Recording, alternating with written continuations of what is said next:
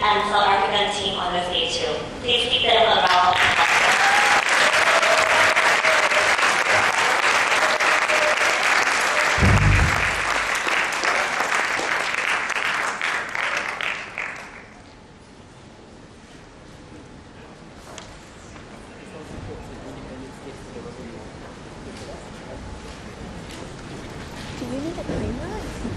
Yes.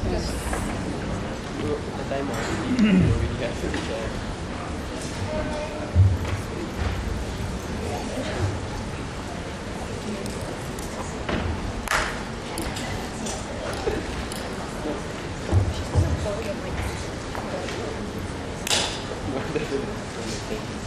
There's the bell. Where's the bus? Welcome everyone to the grand final of the first Asia World Food Trading Championship. Champion this round will be me, Powder, Azuma, and Tia from Thailand. Panelists are the Kip from Philippines, Cyrus Sadiq from Malaysia, Iris Jang from Kiana Rayun from Malaysia, Narong Ponsathon from Thailand, Murthy Lasani Ratana from Thailand, Shamalia from Tanzania, and Nego from Sri Lanka. The motion before the House is this House support an independent state for the Rohingya. Without any further ado, I would like to welcome the first opposition speaker to open this debate here.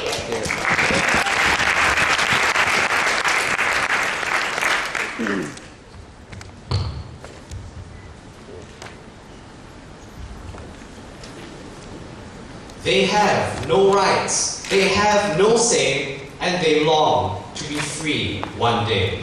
For an end to senseless killing, this House supports an independent state for the Rohingya. Let's begin with a few key definitions. This debate is set in Burma, otherwise known as Myanmar, characterized by its multi-ethnic nature.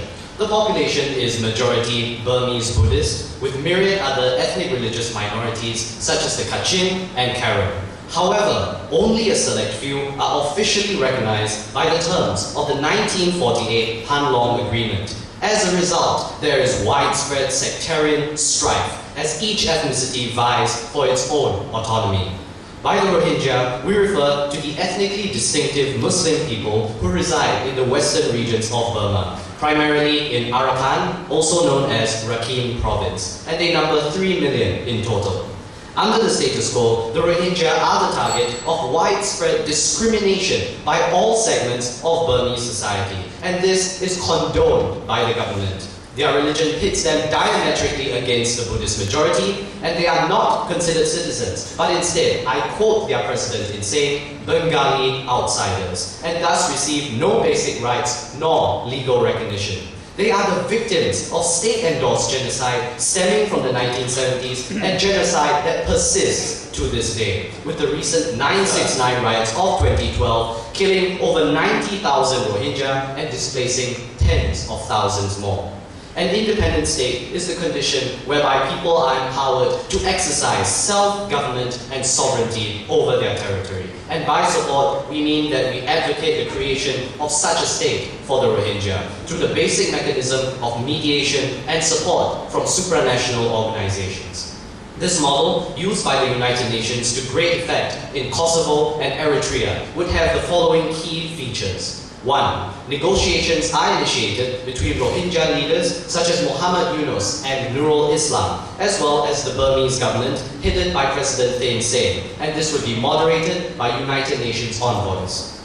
2. The territory of this new state is to come from areas where the Rohingya are concentrated, meaning the western seaboard of Myanmar, I'll take you in a moment, madam, portions of Arakan state near the Bangladeshi border. But before I continue, yes. The land that you plan to give these people has no resources. How many European... Madam, that is patently untrue. That is patently untrue. The resources that exist there are myriad. There exist natural gas resources that are untapped in the present state and that the Rohingya can rely on for their economic sustainability. Furthermore, there are deposits of minerals. Minerals which already form the backbone of the mainstream Burmese economy. Minerals that can further be tapped by the Rohingya for their survival. And thus, your entire notion of it being an economically scarce region is a misperception of the area. Moving on to point 3 of our framework, that a United Nations interim administration mission, as previously employed in Kosovo, would be set up for the new Rohingya state, assisting them with the establishment of basic governmental structures and legal frameworks to ensure the long-term viability of this new state. And fourth, after this interim period of United Nations support, free democratic elections would be held so as to transfer complete power to Rohingya leaders elected by the Rohingya people, with eventual admission into the United Nations to cement its sovereignty. For tonight's debate, opposition has to demonstrate how continuing with the deplorable status quo of genocide is a viable alternative to an independent state, and the side that best guarantees the future welfare of the Rohingya is the side that will take the debate. Proposition will present 5 arguments on why an independent state is needed. Firstly, on stopping genocide. Secondly, on the principle of self-determination. And thirdly, on the resolution of ethnic tension. While my second speaker will continue on resolving the refugee situation and a reversion to jihadist conflict. I'm now transitioning to my first point on stopping genocide. And the thesis of this argument is that the most effective means of ending the senseless massacre of the Rohingya is the creation of an independent state. Because what is happening as we speak is widespread discrimination against the Rohingya. There is hatred coming from the Arakanese Buddhists, vitriol from the Burmese majority, and even the other ethnicities within the Union. All of this implicitly condoned by the Burmese government. And this is animosity that has been festering for decades, that has flashed frequently. For example, the recent 2012 Arakan state riots saw repeated clashes between Arakanese Buddhists and Rohingya Muslims, with the number of homeless as a result of Molotov cocktail attacks numbering 10,000. Even further, there exist violent populist movements such as the 969 campaign with the explicitly stated goal of exterminating the Rohingya. And it is clear that in light of all of this, only by creating a separate sovereign state for the Rohingya will this genocide come to an end. Because only then will the Rohingya be free of their apparent countrymen attempting to slaughter them en masse. Here's where I draw a parallel to South Sudan, where people in the Darfur region were maligned and persecuted in civil war. And it was only by the partition of the country by democratic plebiscite that the conflict was resolved and that the people in Darfur were able to live in safe security. Therefore, to prevent further loss of life, an independent state for the Rohingya is necessary. Moving on to the second point, on the principle of self-determination. The thesis of this argument is that the only way for the Rohingya to guarantee their own rights is to grant them autonomy in their own state. Because recognize that under the current framework, there is no pathway for the Rohingya to achieve self-determination because they are actively rejected by the Burmese population and disowned by the government. As a result, they are robbed of access to citizenship, access to state mechanisms and citizenship rights such as voting, such as healthcare, such as education. And at one level, while the Rohingya desire these rights, they will never be afforded to them because of the entrenched racism in Burma. And at a further level, no thank you, they yearn for independence because it is only by a Rohingya state, with a government of their own choosing, focused on the Rohingya, that the rights, that their rights, no thank you, can be secured in the long term. Likewise, throughout Europe, the Roma people have been consigned to vagrancy and persecution by governments, deprived of any and all rights, slammed as stateless gypsies. Conversely, the people of East Timor in Indonesia, under the iron fist of the government, only achieved their truest measure of rights when they gained independence as the state of Timor-Leste. Thus, the best path towards securing the rights of the Rohingya by awarding them their human entitlement to self-determination is Rohingya independence. On to the third idea of resolving ethnic tension. And the thesis of this argument is that the excising of the Rohingya out of Burma contributes to the resolution of sectarian conflict within the nation. Because the Rohingya are targeted on 3 levels: racism, religion, as well as xenophobia, because they are not considered people of Burma and are thus reviled. And this is untenable in the long term. The result is enormous ethnic tension and violence, which can only be resolved through physical partition. Just as the Jews were roundly persecuted for 2,000 years wherever they were on the globe and only escaped from that situation through the establishment of the State of Israel, the Rohingya need an independent state to end the sectarian divisions, both for their own welfare and for the good of Burma, because salvation lies only in freedom.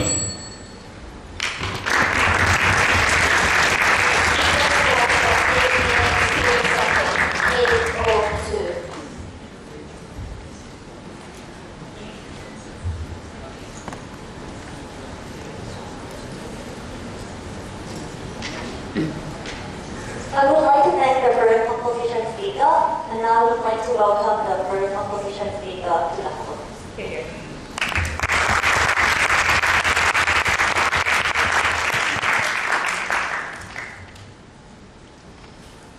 It's ironic that proposition spent so much time talking about the persecution of the Rohingyas when they're the ones who are implicitly supporting that persecution. What we see is that the persecution of these Rohingyas is due firstly to a conflation of Buddhist ethnicity and nationality. Their solution to that conflates ethnicity and nationality with a new Rohingyan state. The second reason for this persecution is that it's caused by the perception that the Rohingyas are out to steal land and other state resources of Myanmar. Proposition solution confirm and reaffirm that perception. The third reason for the persecution is that it's caused by the perception that Rohingyas aren't legitimate inhabitants of Myanmar. Proposition solution made them illegitimate foreigners. That's why we need to win today's debate in order to do what's best for these Rohingyas. Before I move on to my substantive, let me quickly do some rebuttal. So firstly, in terms of the context. So what Proposition told you is that it's a deeply divided society. No, thank you. What we see is that may have been true 2 years ago, but now what we see is that all 11 armies who have been fighting for independence have made peace. Most recently, the Kachin Independence Army with the 7-point agreement. So it's moving towards peace. Secondly, let's look at their policy. No, thank you. Proposition told us that we're going to give them attractive land near the Bangladesh border. This is illegitimate for 3 reasons. 1, it's a tiny tract of land that simply isn't enough space. 2, there are simply not enough resources in that space. Thirdly, it simply isn't their home. These Rohingyas were kicked out of Sitwe, the capital, no thank you, and Proposition are the ones who are denying them the right to return to their homes. So what would need to happen is to give them a larger part of the Arakan state, where they wouldn't have a majority, where they would either have to be minority ruled by these Rohingyas, or where there would have to be forceful relocation of other ethnic groups. Thirdly, let's look at necessity. No, thank you. So what we see is that in terms of necessity, we don't only have to look at the Rohingyas living within Burma, we have to look at the Rohingyas living outside of Burma as well. We think that those are the ones who are detrimented by Proposition's policy as well as the ones living in Burma. So, no, thank you. What Proposition's policy does is it sends 2 messages. 1, it sends a message to governments around the nation of Burma that these people are not your responsibility. Secondly, it sends a message that these people have no right to be in your country because they have their own country. So they haven't dealt with that level of necessity. We think that we have to deal with all of these Rohingyas, not just ones living in Myanmar. No, thank you. So let's move on to my substantive matter. I've got 3 points. 1, lack of necessity. 2, the illegitimacy of the state. 3, the increase in violence that will be caused by the state. A lot of my matter will also serve to rebut the substantive case. So let's firstly look at the lack of necessity. So the conclusion to this point is that it's not necessary to create a state. So what do we ideally want for the Rohingyas? What we want for the Rohingyas is true integration into the Myanmar, into the Burmese society. No, thank you. And we want 2 things. 1, we want democratic representation. 2, we want constitutionally enshrined rights. So how are we going to get that in the status quo? Firstly, what we see is that we have to look at the liberalization of the current military junta under Thein Sein. No, thank you. So what we see is that, as I've established in my correct context, he is committed to bringing the country together. He is committed to minority rights. Secondly, he is committed to democracy. He's tabled elections for 2015. Thirdly, he is committed to economic reforms and liberalizations. So what does this specifically mean for the Rohingya?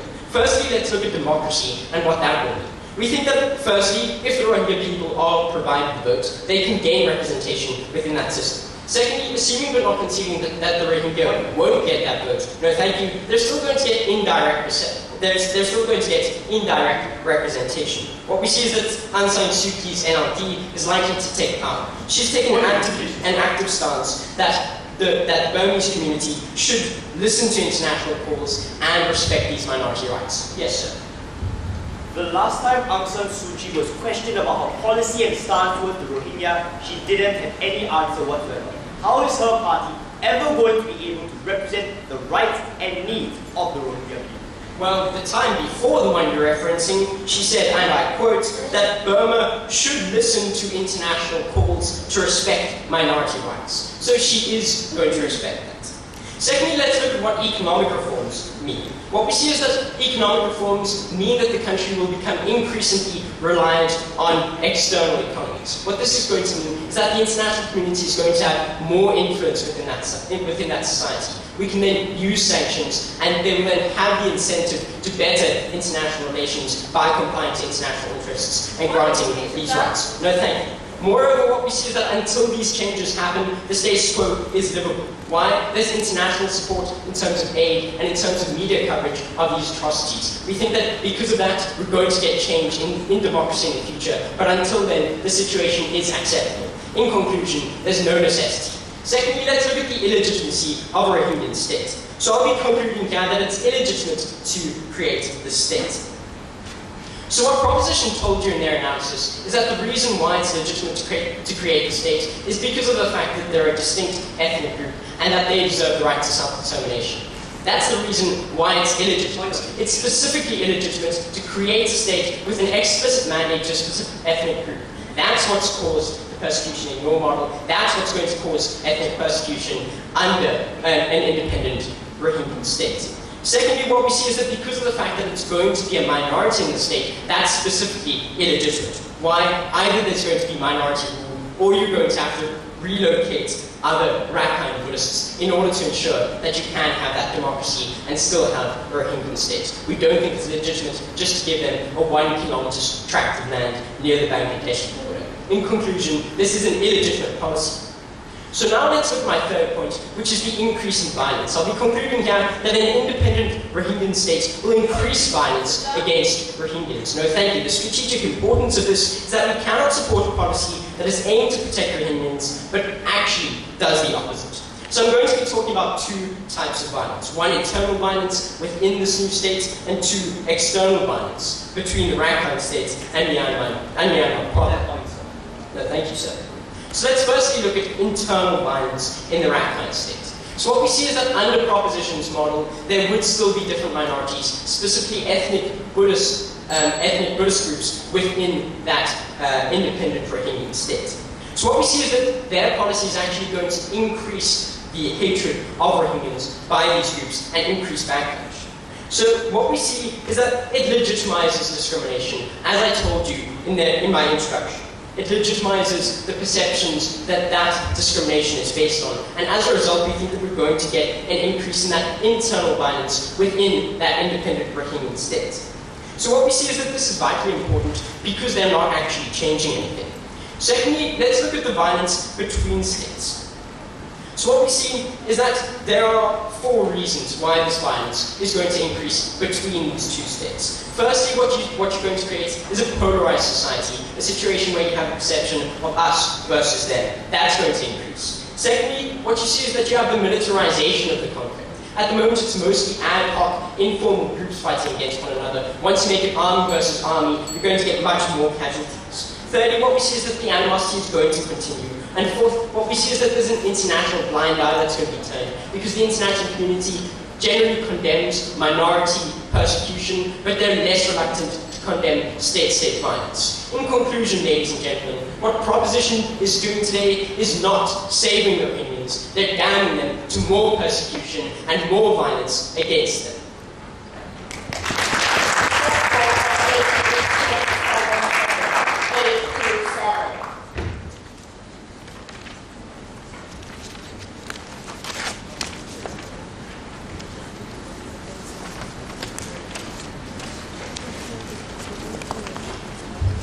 have glasses.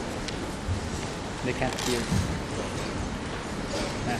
I would like to thank the first opposition speaker, and now I would like to welcome the second opposition speaker to come.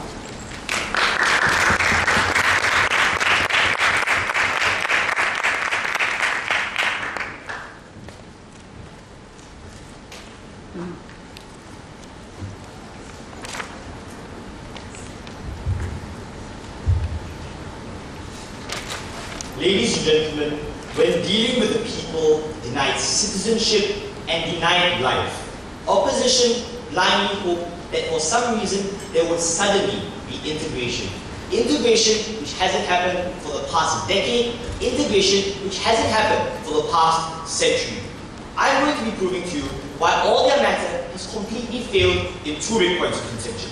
Firstly, is there a necessity to create an independent Rohingya state? And secondly, which side actually solved the violence? So firstly, on whether we need to create an independent Rohingya state. The first substantive which they brought to us was on the lack of necessity, when they told us about this vague notion of democratic representation and constitutionally enshrined rights. I'm going to tell you exactly why this isn't something which is going to happen within the short term or within the long term either.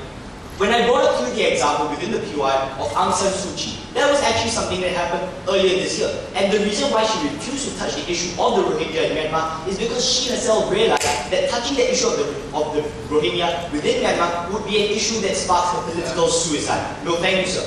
Why is this the case? Because the issue of persecution of the Rohingya, no thank you, sir, is because we realize that the people and the state as well are people who are fundamentally bent against the Rohingya people. People who recognize that the Rohingya people are not citizens of their country, who do not want the Rohingya to ever be part of their country. And that is the reason why the military, the state mechanisms, and the people themselves are all against it. And that is the precise reason why no politician within Myanmar would ever touch the issue of the Rohingya. No thank you, sir. Therefore, this is the rationale for why political parties such as that of Aung San Suu Kyi will never be able to actually represent or campaign for the basic right, such as the right to life of the Rohingya people. So that's that point dealt with. The next thing that they told us was about economic reform. But this doesn't actually solve the problem at all. Because regardless of whether there's going to be economic development or not, all you're going to have is the Rohingya people who are seen as leeching of the state. And that perception isn't going to change under the model of opposition. As a matter of fact, it's made worse. Moving on to the second thing which they told us about illegitimacy, that we have to relocate people of other minorities to other states. Ladies and gentlemen, these people will do so out of choice because they themselves don't want to be there with the Rohingya people. They want the Rohingya people to move out, and that is the reason why they will be accepting of these kinds of policies. As a matter of fact, the major ethnic groups within Myanmar have already said that they are willing to give up land to the Rohingya people as long as the Rohingya people are out of Myanmar. Therefore, that point falls as well. Moving on to the second point of contention, on increasing violence. No, thank you, sir. What did they tell us here? They told us that there's going to be internal violence because of negative perception. They never actually told us how their side would ever be changing the perceptions on the ground. As a matter of fact, by forcing the Rohingya people to live there in a state that is completely hostile to them, the state and people who are hostile to them and don't believe they should be there, they never told us anything for how they would change the perceptions of people on the ground. No, thank you. Moving on, they told us that for some reason, the international community turns a blind eye to minority persecution. This isn't really true. If you look at numerous examples where the UN has intervened, such as the Gulf War, where the UN was forced to intervene to liberate Kuwait. All these are numerous examples of where the international community has stepped in to make sure that minorities are protected. And taking this a step further, if there is the creation of an independent Rohingya state, no thank you sir, this gives space for the UN and the other members of the international community to step in to make sure that the Rohingya state is not something which is having war waged against it, and that is the reason why minority rights will be protected even further under our model. That's that point dealt with. And here we need to remind the House that side opposition hasn't touched a single substantive which we brought you in our first speaker, all three substantives. Firstly, on stopping the genocide which exists within the country. That was something completely dropped. Yes, that is a shame, madam. No, thank you, sir. Secondly, on self-determination, and why self-determination is only something which can be achieved when the Rohingya people can rule themselves. No, thank you, sir. And thirdly, on resolving the ethnic tension within the country by actually having a physical separation of these people, having proven that it's the only way to actually end the conflict. So having dealt with the fact that all those substances are still standing strong on our side, no, thank you. I'm moving on to my first point of constructive right now, which is on solving the refugee crisis. The key thrust of my argument is that the creation of an independent Rohingya state solves the abysmal living conditions of the refugees and relieves the pressure on neighboring countries. So what exactly is the life of a refugee life? To avoid the genocide at home, the Rohingya packed themselves onto crowded boats in the hope of a better life. The journey itself is something which is perilous in nature, with over 1,000 Rohingya people dying every year since 2001. Once they get to their destinations, they are forced into overcrowded camps that lack proper sanitation, healthcare, and food. In Thailand, 1.2 million Rohingya live in refugee camps, and a minimum of 2 million live illegally in the surrounding areas, according to government estimates. What does this mean? This status denies them the right and the access to healthcare, legal employment, and a lot more which is necessary to guarantee a passable standard of living. Taking this a step further, they leave a state of genocide and enter a situation which is hardly better. They have no claim to land, they are stateless, and thus they do not experience any significant improvement. So what pressure does this actually exert on neighbouring countries? Firstly, from an economic perspective, they face a massive burden in catering to the needs of these Rohingya people whom they have no inherent burden whatsoever to protect or support. For instance, Bangladesh, which houses 500,000 Rohingya in its camps, is already facing significant economic problems in affording them continued shelter, and this has led them to start to turn away the refugees. These refugees have no other place to go to, and the toll is so significant that numerous other countries, such as that of Australia and numerous others, have started to turn away these refugees to New Guinea. Hold on a moment, sir, and it is only a matter of time before other neighbouring countries are forced to do the same, leaving these refugees with no place to go. But you allow that, sir. If Suu Kyi hasn't taken a stance because of political motives, then surely once she's in power, she can then take that stance and support. No, sir, because unfortunately we can't afford to continue pinning the hopes and the lives of every single Rohingya people on the hopes, on what actually happened with regards to one politician. One politician who cannot be trusted, considering that she already flip-flopped on the start. First telling us that we need to protect minorities and crumble to international pressure, and then after that having no stance whatsoever. We cannot entrust the lives and allow this continued genocide to continue in this country. That is unacceptable. Moving back to my point of construction on social stability. The Rohingya refugees are forced to turn to the dark life of prostitution and crime, threatening the social fabric and stability of already xenophobic societies. Therefore, creating an independent Rohingya state eradicates this stateless situation, turning them from refugees into full-fledged citizens, thereby relieving the massive pressure in neighbouring countries. I'm now moving on to my second point of construction, which is on reigniting the flames of a violent jihad. The thesis of my argument is that denying Rohingya independent statehood leads to a return to an Islamist extremist-inspired war. A violent jihadist mujahideen to fight for independence and rights is no stranger to the Rohingya in Myanmar. From 1947 all the way till 1961, there was a spate of violent mujahideen movements which sought to separate the northern part of the Arakan state for the Rohingya. In 1971, the Rohingya obtained weapons from the Bangladesh Liberation War, branded themselves as the Rohingya Liberation Army, and adopted Islamic fundamentalism. If we do not provide them with a long-term solution in the form of independent statehood, we shred and crush any hope of salvation through independence. This leads them to revert to Islamic extremism so as to destroy the system that oppresses them. And this is already taking place. For instance, in 2013, the Lashkar-e-Taiba, a regional Pakistani terrorist group, urged the Rohingya to wage war against the Burmese majority. This is exactly what leads them to go back to the state of violent fundamentalism. We need to do something to stop this. And because salvation only lies in freedom, I am so proud to propose.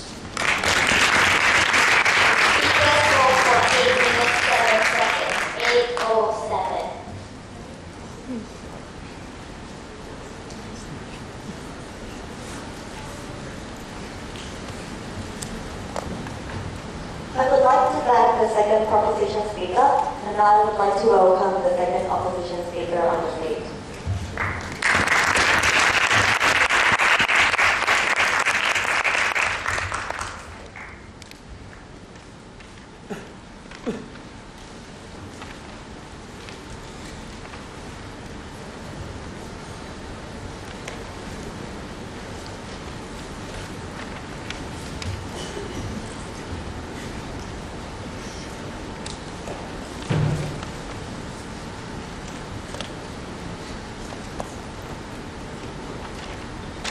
Ladies and gentlemen, side proposition is stuck in the past. Side proposition is stuck in a world where Myanmar isn't moving forward. They're stuck in the centuries where there were sanctions on Myanmar for legitimate reasons, and when the government wasn't moving forward towards democracy and towards rights. And the fact is, ladies and gentlemen, propositions also ignored the fact that Aung San Suu Kyi specifically had a stance on Rohingyas. She in fact specifically said that she doesn't like the two-child policy which is being implemented on them, and that she'd specifically revoke it when she came into power. That's a fact, ladies and gentlemen. She is going to give them rights. But let's assume that's not going to happen. What they've done is they've ignored our analysis that that kind of persecution is going to continue in two ways. Firstly, it's going to continue while they're creating the state. Because while it's very nice to have all these negotiations with Thein Sein and with the Rohingya government, we just think that takes incredibly long. Let's look how long it took and how long it's taken to try and establish an independent Palestinian state. That's been going on for 50 years and it isn't happening yet. No, thank you, sir. So the fact is, we don't think the state just materializes out of nowhere. We think it's persecution now, and Sam's analysed that there's going to be persecution later. But what I'm going to show you in my speech, ladies and gentlemen, is not only does the establishment of the state harm Rohingyas themselves and harm Myanmar, but ladies and gentlemen, it has a very important and very devastating effect on the entire world. Because ladies and gentlemen, secession isn't just something simple. And giving into the kind of jihadist demands that side propositions spoke about themselves just isn't something we can do in terms of the international community. So now, let me get into my rebuttal. So, the first thing we've got to ask is what's the effects going to be on Rohingyas? And what they told us is simply that Rohingyas are persecuted now, and therefore we'll get them out of it, and there won't be any more persecution. We just don't think that's going to be true. Firstly, because you actually escalate the conflict currently. We don't think that the people in these kinds of states are going to just go out of their provinces. Ladies and gentlemen, they've established homes there. They've established their lives there. They're not the kind of people who just feel that because the Rohingyas are in a different country, they'll forgive them for giving up their land to them. Specifically because, as you analyze, there's natural gas resources in the area. They have a specific economic incentive to keep that kind of land. These people won't just give it away. So let's look at what's actually going to happen. These people are going to be angry if they've lost their land. And specifically because the perception around them, as Sam analyzed to you, is that the Rohingyas are taking away their land. They're taking away their resources, their leeches. And that, as a result, is going to mean that they're going to persecute the Rohingyas even more, ladies and gentlemen. They're not going to let the state be established. And even if the state is established, there's going to be conflict between the two countries. You can't just assume that the international community is going to be able to protect it. We saw UN troops be stationed around Palestine and Israel for decades. But let's look at what's happened. War and more war. Ladies and gentlemen, the international community just isn't able to stop this kind of thing. And therefore, we want the side that's actually going to result in the best life for Rohingyas when they're properly integrated into society without having to leave their country. Secondly, we've got to look at your arguments about refugees. And what we have to understand by this is we don't think the refugee problem is just going to go away firstly. Why? Because there has to be a mechanism somehow for these refugees to all get to this kind of state. We think that they have to go in the kind of transportation where they got killed in the first place just to go back to these areas. We don't think it's just that simple. Secondly though, we think the answer to the refugee problem is simply that the states accept them. If the states were so okay with the Rohingyas and were willing to pour in all the support and all this protection of that society, we think they'd also be willing to accept them. No thank you, sir. So ladies and gentlemen, now let me go into my substantive matter. And I have one point with my substantive, which is the precedent of secession. And what this is going to prove is we harm other countries, specifically where there's a willingness to secede. So let's look at the four harms of secession I have. So firstly, that it entrenches divides between people. Ladies and gentlemen, when you say that one people should belong in one state and another people should belong in another, you're intrinsically saying there's a difference between the two people, that they shouldn't be able to cooperate together in society. And that's incredibly problematic. Why? Because you say there are different people. They don't belong in their community. And that's the first level part. The second is the economic effects. If you look at countries like Spain, which are suffering economically currently, they're facing huge problems because Catalonia wants to secede from them, because they'll be harmed economically. Secondly, we think often it's the country that secedes that will be harmed economically, as will happen with a country as small and as puny as the Rohingya state they want to establish. It's just a little sliver of land, ladies and gentlemen. It's not going to be able to have a proper economy. They're not even going to be able to exploit their resources, assuming they had them. Thirdly, we think we have to form extremist societies. They've already analyzed that a lot of the Rohingyas are jihadists. So ladies and gentlemen, what's going to happen when you have a state where jihadists run the country? What's going to happen to anyone else living there? And we don't think the people are just going to leave their homes. They're going to be persecuted themselves from these jihadists, who are often extremists and often fundamentalists. And this is what's going to happen in that kind of situation. Fourthly, and most importantly, ladies and gentlemen, with secession always comes fighting towards a secession. There always comes a war, and often that secession isn't even met during that war, and countless people are harmed. So number one, you harm the world. But number two, you very specifically harm this kind of region. If we look at two examples in that very region of movements for secession, specifically Islamist movements, because the Rohingya state is Islamist, you create a precedent for them to do it in two reasons. Firstly, that it advocates that secession is the solution to all societal conflicts. And secondly, it specifically says that the international community have a duty to facilitate this kind of secession. To incentivize all these kinds of armies trying to fight for independence, which actually harms the people. So now let's look at the two examples I have. So firstly, there is the India-Islamic secession movement, which wants to try and secede in India. And that's a huge problem for that society because they're actively attacking people. Secondly, let's look at in Thailand itself, in the Malay-Britannia region. The reason I can't go and visit the royal palace is because there's this kind of movement for secession from four of the states, ladies and gentlemen. And that's incredibly problematic. Why? Because you legitimize that kind of thing. You legitimize the idea that people should just secede when there's a problem. And you also stop any efforts to try and reconcile, ladies and gentlemen, because you say the society shouldn't come together. And that's incredibly problematic. Thirdly, we actually incentivize the kind of Buddhist secession. And one of the main reasons in this region you have to understand is that often there's Islamic secession as a response to Buddhist secession and the other way around. And the reason is the groups often feel challenged by one another. That's why there is this kind of conflict. And as a result, you just go and get both of the groups fighting. So, ladies and gentlemen, we think the biggest harm, though, is to Myanmar itself in terms of secession. And let's look at Myanmar's past. For decades, ladies and gentlemen, the country was completely ungovernable until Thein Sein finally made this kind of reconciliation over armies. There were 11 full armies that wanted independence from the country.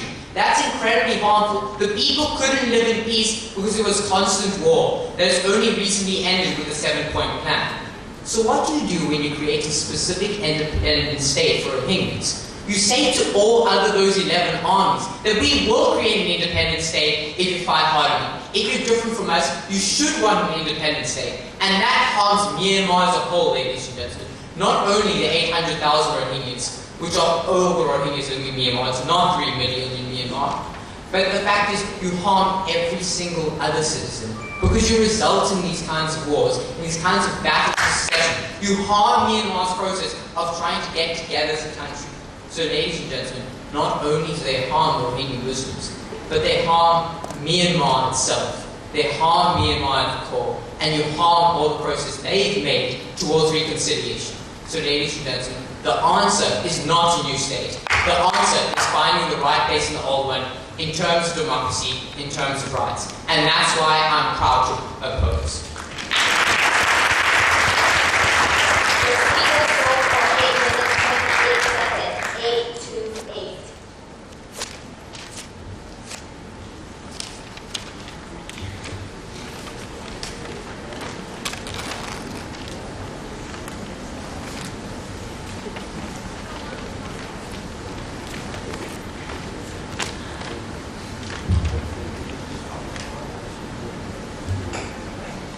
I would like to thank the second opposition speaker, and now I would like to welcome the third opposition speaker to the House.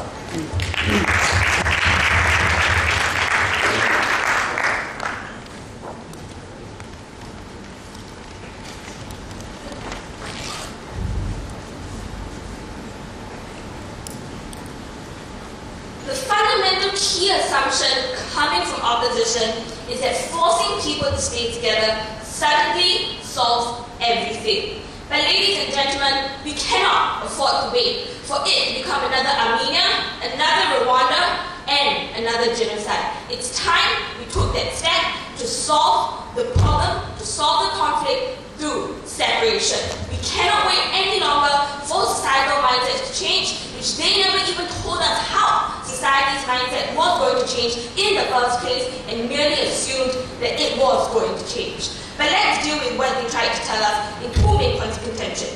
Firstly, on what's best for the Rohingyas, and secondly, on what's best for violence. But before we move on to those clashes, we have to point out that the idea of Palestine doesn't even hold water in this debate, because the Palestinians are significantly different These individuals have their own land. These individuals have citizenship as compared to the Rohingyas who have no land of their own, who have no citizenship and are consistently persecuted. And the only kind of harm which they tried to tell us was about economic harms and failed to deal with the fact that people are dying and 100,000 Rohingyas have died up to now. This was an answer they haven't answered and are unwilling to answer because they have no answer. So now let's move on to the first idea, on the lack of necessity.